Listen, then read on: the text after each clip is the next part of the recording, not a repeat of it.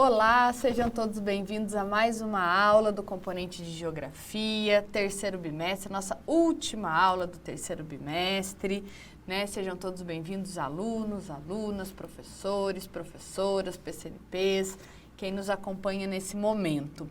Mas eu não estou sozinha, estou aqui com a professora Andréia. Tudo bem, professora? Bom dia. Bom dia, tudo bem, estudantes, professores, PCNPs, responsáveis pelos nossos estudantes.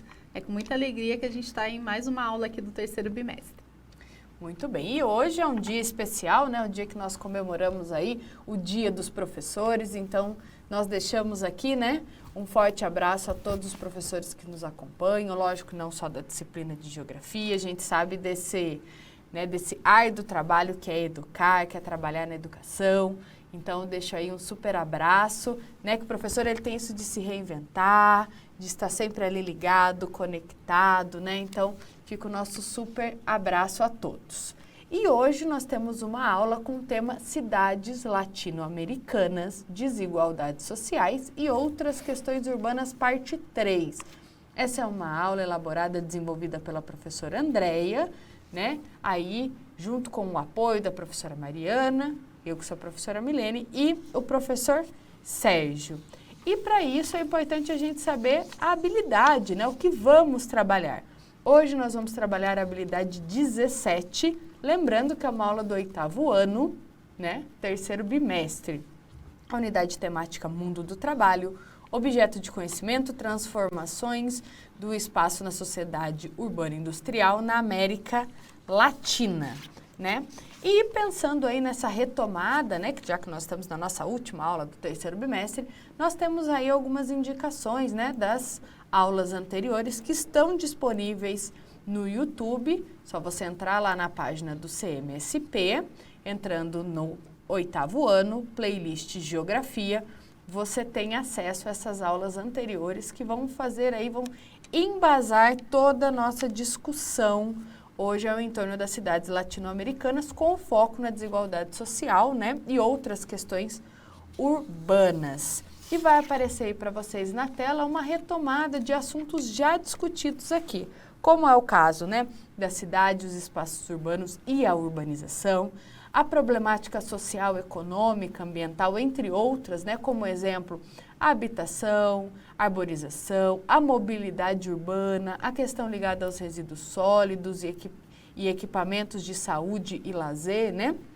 Toda essa problemática social e urbana. Nós falamos da questão da desigualdade, da segregação socioespacial. Também falamos sobre a vulnerabilidade, né, o que ela impacta, e sobre a questão ligada à exclusão. Então, já foram temas aí, né, amplamente discutidos durante as aulas, e é importante a gente sempre estar retomando para que a gente consiga dar início à nossa aula, né, professora? Isso mesmo, professora Milene, estudantes, é um percurso que estamos fazendo aqui juntos. Também gostaria de deixar o meu forte abraço a todas as professoras e professores, né, que estão conosco nessa caminhada. Cada vez mais a gente tem um número expressivo de professores que acompanham as aulas aqui do Centro de Mídias, que trazem muitas contribuições para a gente sempre aprimorar o nosso trabalho aqui. Então, nosso forte abraço, muito obrigada por todo o profissionalismo e dedicação à educação pública e principalmente aqui todo o apoio nas aulas do componente de Geografia, tá? Então, voltando à nossa retomada, a professora Milene aí trouxe pontos importantes, né? O quanto todos esses conceitos estão conectados e nos ajudam a compreender as dinâmicas que ocorrem num determinado território. Então, nesse sentido da retomada, a gente trouxe aqui para vocês alguns conceitos, né, muito importantes que a gente precisa voltar, revisitar e cada vez mais aprofundar os nossos estudos sobre eles. Então, na tela está aí para vocês, é uma definição muito rápida, né, que vocês podem trabalhar leituras, outras atividades com suas professoras e professores. E para começar, a gente destaca a questão da desigualdade. Então, a gente remete à questão do que é desigual. A vulnerabilidade, a gente sempre vai estar relacionando a questão do que é mais suscetível, frágil, a questão da insegurança, da margem, da exclusão. Quando a gente está falando da exclusão, a gente está sempre ligando a questão da uma ideia de deixar de fora, né? E a segregação, a gente remete a uma questão de separação e isolamento. Agora a gente tem também uma retomada do que a gente viu nas últimas aulas aqui em que eu e a professora Milene estivemos com vocês, que é a questão do índice de vulnerabilidade social. É um índice que foi criado pelo IPEA e ele traz 3 dimensões. Quais são elas? A primeira, infraestrutura urbana, a segunda, capital humano e a terceira, renda e trabalho, né? Então, o IPEA fez um estudo com mais de 5.000 municípios brasileiros para mapear situações de vulnerabilidade social e exclusão.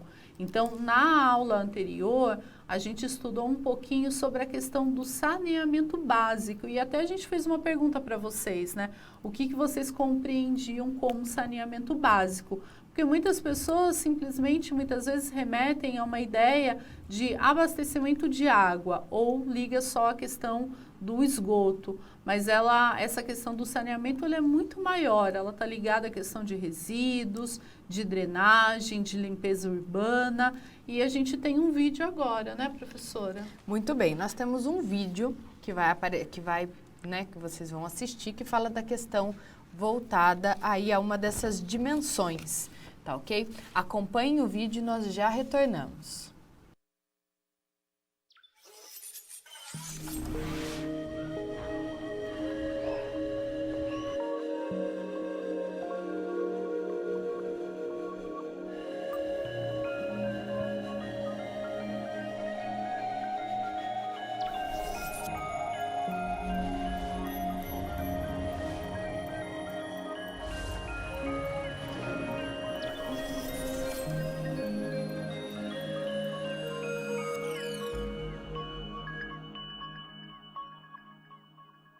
Você sabe o que é saneamento básico? Segundo dados da Agência Nacional de Águas, a ANA, mais de 50% da população brasileira não tem coleta de esgoto. O Caminhos da reportagem de hoje vai mostrar que a falta de saneamento básico pode trazer uma série de doenças e ainda causar vários impactos ao meio ambiente.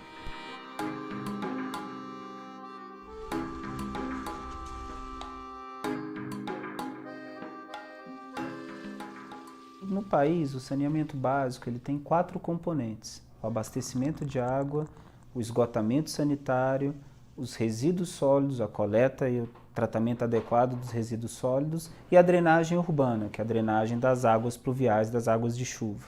Sem saneamento básico, nós não temos saúde. O saneamento básico é a barreira que está protegendo, que deveria estar protegendo as nossas crianças, que deveria estar protegendo os nossos adultos, a nossa população de uma maneira geral, dos vírus, das bactérias, de tudo que vem afetar do meio ambiente, que vem afetar a saúde pública, a saúde do homem.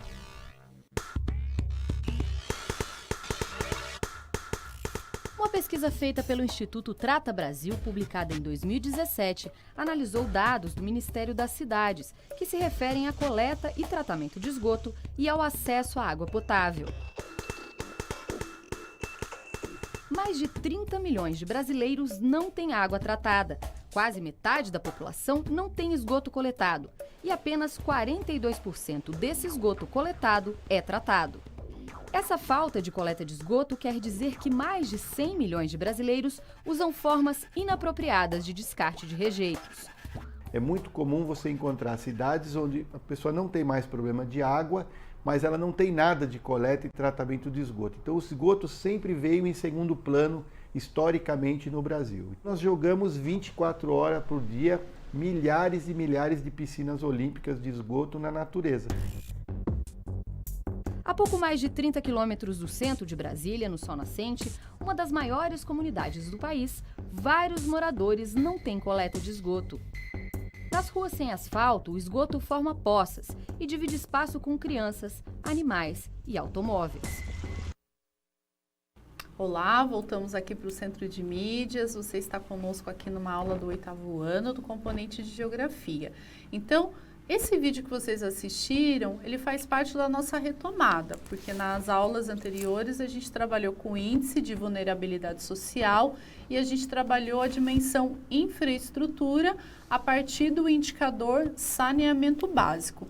Então, vocês perceberam, né, trouxemos aí dados, né, de o quanto a gente tem uma parte muito significativa da população brasileira que não tem água tratada, que não tem saneamento, e isso é uma problemática muito séria, né, não só no contexto brasileiro, mas de muitas cidades latino-americanas também e de outras regiões do mundo.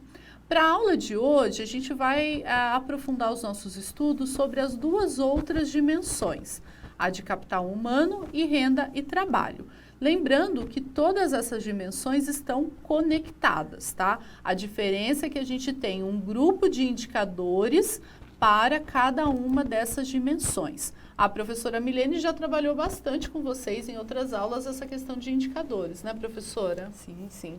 Inclusive a importância, né, de fazer essa leitura, de ter esse conhecimento desses indicadores já foi amplamente trabalhada aqui. Isso mesmo. Então agora a gente vai para a dimensão capital humano. Então, a gente também já fez essa exposição dos indicadores na aula passada e agora a gente vai relembrar para destacar alguns desses. Então, vamos para a tela.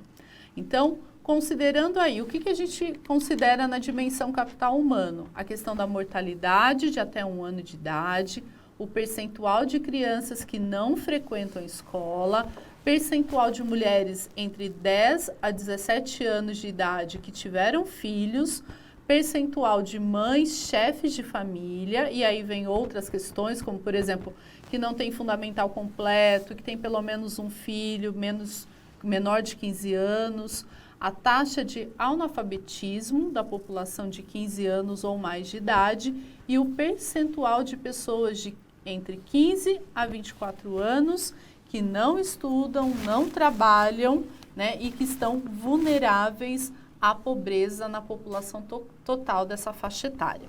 E para ilustrar, para trazer mais elementos para a compreensão dessa dimensão, a gente também tem um vídeo, uma reportagem da TV Brasil que trata do indicador percentual de mulheres de 10 a 17 anos que tiveram filhos. Então, anote as ideias principais, assista conosco e a gente volta em instantes. O Brasil tem uma das maiores taxas de gravidez na adolescência da América do Sul. Segundo a Organização das Nações Unidas, o país ocupa o 7º lugar no ranking de nações sul-americanas, com um grande número de mulheres que se tornam mães antes de atingir a maioridade. A fragilidade do início da vida e uma comprovação delicada. De cada 5 bebês que nascem no Brasil, 1 é filho de mãe adolescente, segundo a ONU. Este recém-nascido faz parte dessa estatística. Vamos chamar a mãe dele de Nina.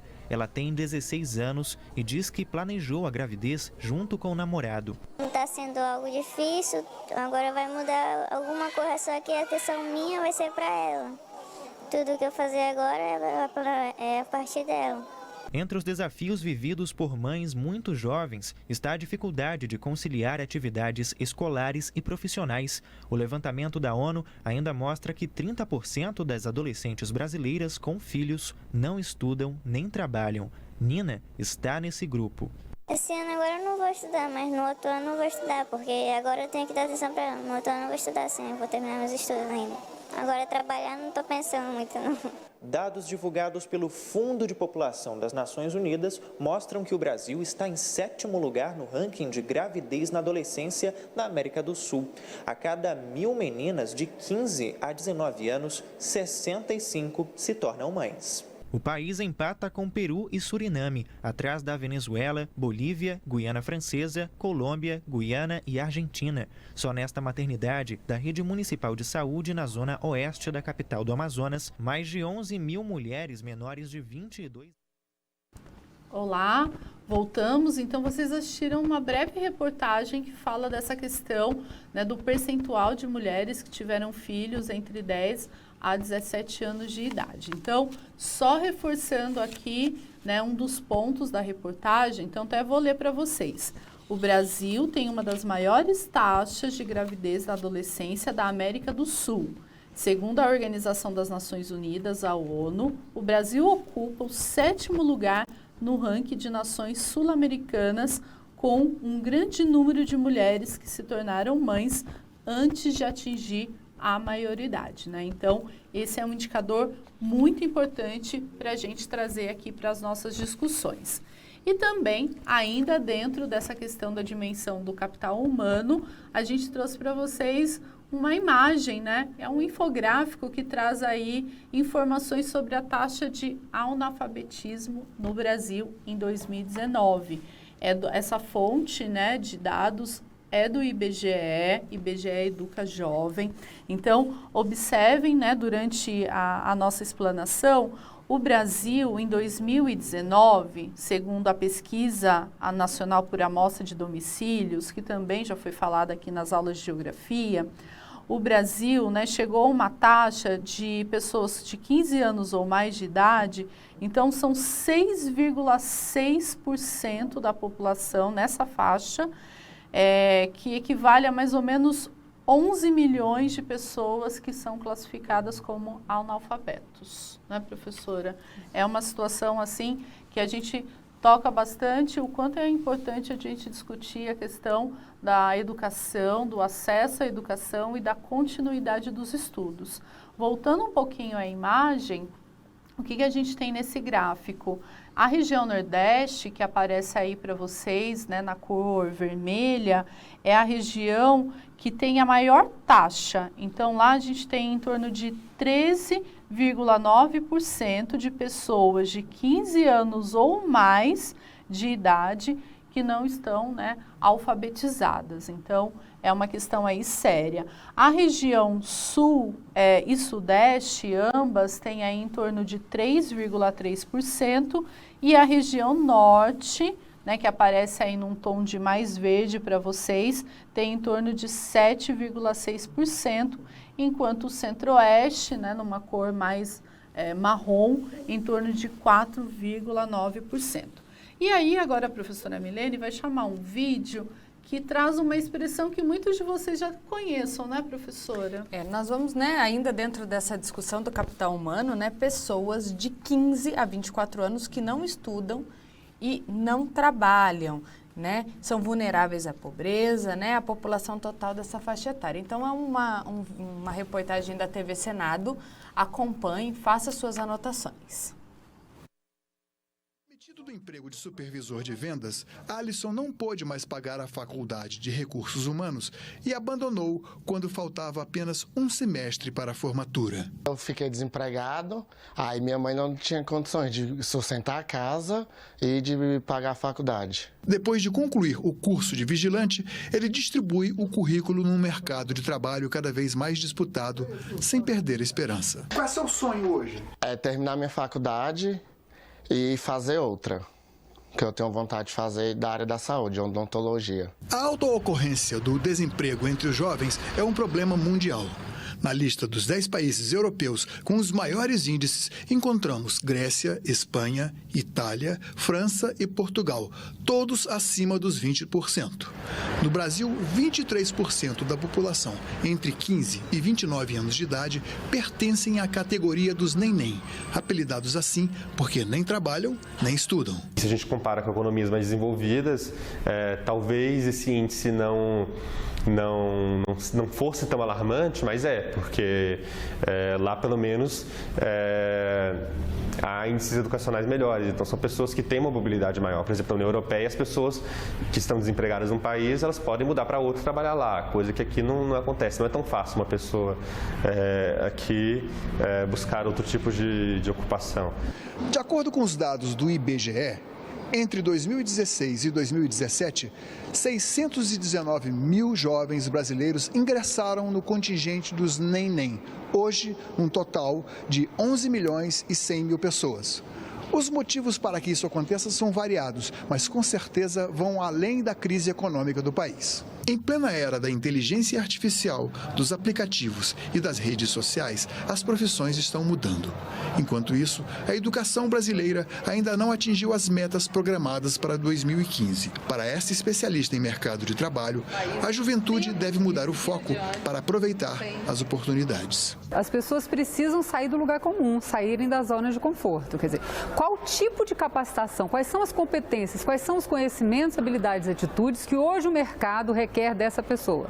Que é essa grande dificuldade para nós, por exemplo, que trabalhamos com recrutamento e seleção. Encontrar no mercado não é uma pessoa pronta, é uma pessoa relativamente pronta em relação a esses conhecimentos, habilidades e as atitudes que ela possa, estar ofertando. 6 meses depois de formada, Ana Carolina sabe que o jornalismo passa por profundas transformações e conseguir um emprego não está nada fácil. Como eu vi que essa área está em decadência assim, no mercado, eu comecei a fazer cursos por fora em audiovisual e é um trabalho constante para eu me aprimorar para o mercado de trabalho, porque ele está exigindo muito mais de mim do que um simples certificado, um diploma. Muito bem, estamos de volta e agora nós já vamos para um momento de uma atividade, né? Após esse vídeo que fala dessa questão, né, da dimensão do capital humano e esses itens associados aí ao estudo e ao trabalho, nós vamos para uma atividade que tem tudo a ver com o vídeo, então prestem atenção. Agora nós queremos saber de vocês, né? Indique uma situação em que você agiu como protagonista de sua vida e avançou na concretização do seu projeto de vida. Tem muitos alunos que devem estar escutando essa palavra projeto de vida, né, professor? Deve estar pensando muito bem. Essa questão ela foi inspirada aí no material de apoio, né, do Movimento Inova que vocês utilizam. E a segunda questão, com o que você quer trabalhar no futuro? Nós queremos saber, e aí, o que vocês pretendem, né, quanto futuro? Essa questão vai ficar para vocês por 2 minutos e meio, participem lá no chat e nós já retornamos.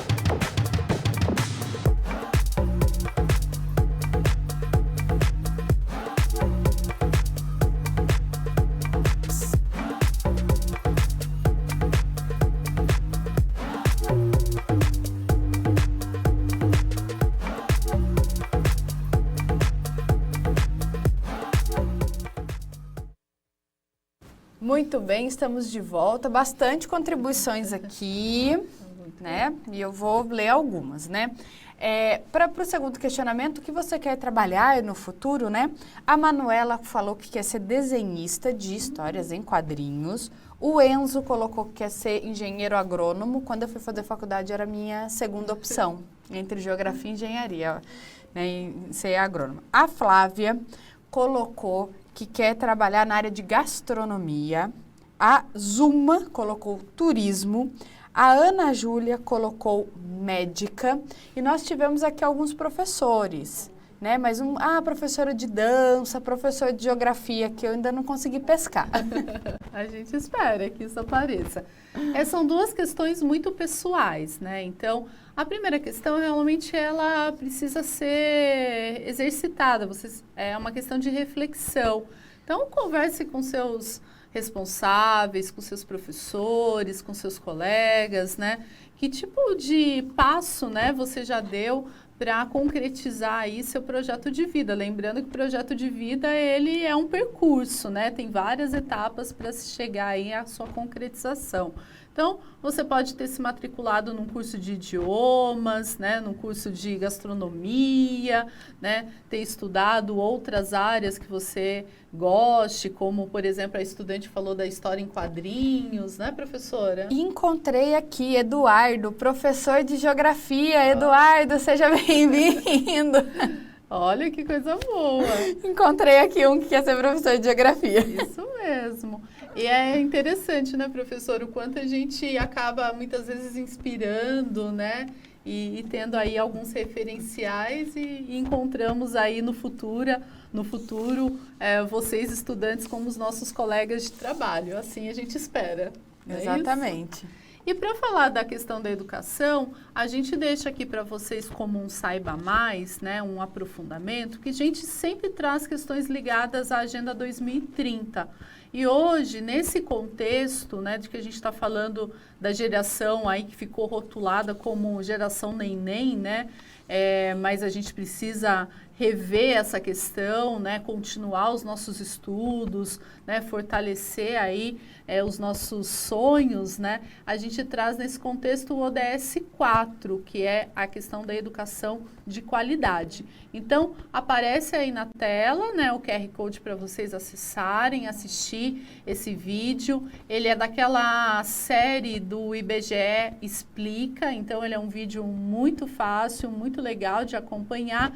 E aí vocês vão ter a oportunidade de pensar um pouquinho mais sobre isso, porque de acordo com a Agenda 2030 e o ODS 4, né, esse ODS 4, o que ele visa? Garantir educação inclusiva para todos e promover oportunidades de aprendizagem ao longo de toda a vida. Então, a educação é um ponto muito importante quando a gente fala sobre a questão de vulnerabilidade e exclusão. E agora a gente tem uma atividade complementar que a professora Milene vai falar para vocês. Muito bem. Então, vai aparecer aí para vocês na tela, nós vamos acompanhando a leitura da atividade complementar parte 1. Pesquisar dados e informações sobre a situação das mulheres, né, chefes de família, as mulheres que desempenham essa atividade de chefes de família no Brasil e os principais desafios, né? Faça essa pesquisa e compartilhe com a gente nas redes sociais utilizando a hashtag GEL no CMSP e eu no CMSP. E é muito importante nesse momento que você converse com seus professores, com seus colegas, né, sobre essa pesquisa, sobre os dados que vocês vão encontrar aí a partir dessa pesquisa sobre esses dados sobre as mulheres que são chefes aí de família. Isso. Lembrando que a questão de mulheres chefes de famílias é mais um indicador da dimensão capital humano que a gente viu até então. E agora a gente passa para a dimensão renda e trabalho, que, como eu disse anteriormente, os indicadores também estão ligados às duas outras dimensões que a gente já tratou até agora. Então, só revisando quais são os principais indicadores dessa dimensão. Então, acompanhem conosco na tela. Proporção de vulneráveis à pobreza, taxa de desocupação da população de 18 anos ou mais de idade, percentual de pessoas de 18 anos ou mais sem fundamental completo e com ocupação informal e percentual de pessoas em domicílios vulneráveis à pobreza e dependente de idosos. Então, são esses os principais indicadores. E para tratar dessa dimensão, a gente traz aqui para o nosso diálogo um indicador que é muito presente, que é muito próximo da realidade de muitos nós, né, de muitos estudantes principalmente, que é a questão da ocupação informal. Lembrando que percentual de pessoas de 18 anos ou mais sem fundamental completo e com ocupação informal. Na tela aparecem duas imagens representativas, tá? Então, o que a gente tem aí? Por exemplo, as manicures ou os entregadores, né? Muitos desses profissionais não têm carteira assinada, né? Então, eles não têm aí uma série de direitos trabalhistas, né? De acordo com a legislação, não têm alguns benefícios. Então, eles acabam trabalhando de modo informal. Então, dentro dessa categoria, né? A gente pode falar que estão os trabalhadores sem carteira assinada, autônomos, empregadores, né? Então, tudo com muitas vezes esses entregadores de aplicativos, diaristas, camelôs, né? Que muitos nós conhecemos, são alguns exemplos de brasileiros e brasileiras que estão na informalidade quando a gente fala do mercado de trabalho, né? Então, você provavelmente conhece alguém que esteja nessa situação. De acordo com as últimas taxas, né, de atualização, a gente tem em torno de 39,9% da população brasileira dentro dessa taxa. Aproximadamente 36,8 milhões de brasileiros, de trabalhadores na questão da informalidade. Então, esse é um ponto importante que a gente gostaria de destacar aqui. Um outro indicador é a questão dos idosos, ou seja, né, quantas famílias, né, são agora dependentes de idosos. Porque os idosos, eles têm como principal fonte de renda, né, a partir de 65 anos, a questão da pensão ou da aposentadoria. Então, a gente trouxe para vocês aqui um resuminho de uma pesquisa da FGV, né, da Fundação Getúlio Vargas, que fala o seguinte: brasileiros com 65 anos ou mais são 10,53% da população. Então, desse total, 19,3%, né, são considerados chefes de famílias. Então, ou seja, muitos aposentados acabam sustentando as suas residências, né? Muitas vezes seus filhos, netos, bisnetos, com a sua aposentadoria ou pensão. E muitas vezes esse valor não é suficiente e ele acaba tendo que ir para o mercado de trabalho, muitas vezes a ocupação informal, para fazer um complemento de renda, né? Então, tem outros fatores que explicam isso, mas de forma geral é isso, né, professora? Isso, e agora nós vamos para um momento, né, que é uma atividade que vai aparecer aí para vocês na tela. Então, a atividade 2 é: explique com as suas palavras quais são os elementos que contribuem para o aumento da pobreza no Brasil. Essa questão ela vai ficar para vocês por 2 minutinhos. Participem lá no chat, nós já retornamos.